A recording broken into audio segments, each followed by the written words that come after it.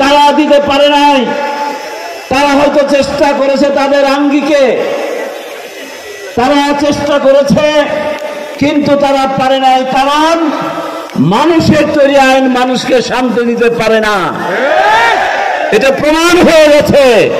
মানুষের তৈরি বিধান মানুষকে শান্তি দিতে পারে না।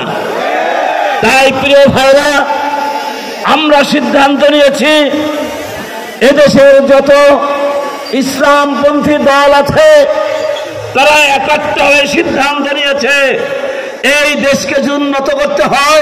জনক দেশ পরিচালনা করেছে, তারা আবার জার্সি পাল্টায় অনেকে নিয়ে আবার আমাদের সমাজে আবির্ভূত হচ্ছে।